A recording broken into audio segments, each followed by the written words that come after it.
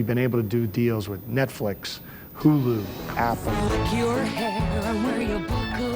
Facebook is the most innovative and unique experience and application that's been created on the internet in the last 10 years. You didn't think it was going to be that easy, did you? We believe Twitter is a major communication tool. What's interesting about Miramax and your direction is at a time when in the movie industry, they seem to be just trying to snatch up everything and get into every single area. It's almost like just throwing darts. Here's Miramax that's completely laser focused. Right. That you have picked a direction, you've picked one thing, and this is where you're going. Well, it's easy to do that when you only have 60 people. That's probably true. You really don't have that many people to try to do too much. And you know, my experience so far, you can't be all things to all people, and you've got to kind of focus on what is going to ultimately drive the most value given the limited resources that you have to run the company. And so ultimately what that's about is our library and monetizing that library every which way we can do that. The way of the future. But how long do you think you'll be able to sustain, this business just focusing on the library? We've met with over hundreds of buyers around the world, both television buyers and digital buyers, and not one buyer has ever said to us, at least as of today, well, I'd really like to buy your content, but if you had a new film, then we would do that, otherwise we're not interested. And that's because we have just an incredible library, like Pulp Fiction. You got a corpse in a car, minus the head in the garage. Take me to it. Like Chicago, that mean a lot to people, even today. Clearly, we will get into new content, but it's not something that is a major focus at this time. So what is the most viable option in terms of distributing your content today, and how is that going to be evolving in the next 5 years? Well, right now we are distributing our content across three, I'd say, major segments. Number one is the traditional home entertainment, Blu-ray, DVD business.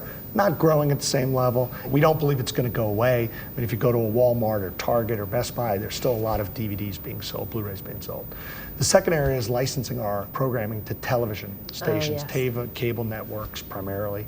Here in the US, that would be like HBO, Showtime, AMC, FX, people as that nature. And then broadly, worldwide, all the various cable networks that are being built. The third, and the one that's growing the most, is digital. Everything from Netflix, Hulu, Apple, and so forth. If you look at broadband penetrations around the world, in many major markets of the world, there are more broadband subscribers than there are pay television customers. And so as a result, there are Netflix and Netflix-like companies emerging everywhere. We're having discussions right now with 3 companies in Russia that want to have a platform, and what they need is content. One of the ways in terms of continuing to promote your content is through social network sites, and you're definitely working with Facebook. When'd you get here? But also in terms of Google Plus, and really the key there is interaction. Yes. To keep Pulp Fiction alive and whatever, bringing back those actors and saying, hey, let's do a Google Hangout. You're the actor in this film. You actually be the lead moderator in the Google Hangout, and we'll invite the first 25 to 30 fans who can actually connect to be a part of this Google Hangout. And we'll have this great conversation as we're watching. We should run our digital marketing. I mean, do you have some time later? I mean, we're going to have a meeting later. It's a good idea. Social media is probably the most important kind of experience and application that's been created on the internet in the last 10 years. Facebook is the most innovative and unique company that's been created in the last 10 years. And so we want to be on that platform. We clearly want to be on Twitter. We believe Twitter is a major communication tool that's part of people's lives. And so those are areas that we can have a direct relationship with those consumers. And you had mentioned earlier in terms of the retail out to Target, Walmart, and all those kind of things, and having them distribute your films. And we did an article, or one of our contributors did an article recently on retailer Best Buy, saying that it's pretty much going to go by the wayside. I hope not. No, but how? I'm going to go buy camera there later. There's definitely major changes that are going to be happening in the retail space. I mean, interesting story. I mean, but so we do a walkthroughs of all the retail stores to find out how our product looks, how it's being displayed, and so forth. And so pre-holidays, we went to all the major retailers, every one of them. And it was crowded, some activity here and there. And then we went to the Apple store.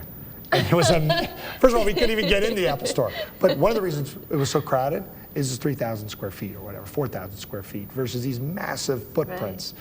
the ability now that you can access content digitally, so you don't need to have every piece of inventory shown in order for people to buy things. Right. I think there's a big transition that's taking place in retail in this country, and that we are trying to adapt by that to make sure not only are we continually monitoring and ensuring that our product's there, but doing these digital platforms as well.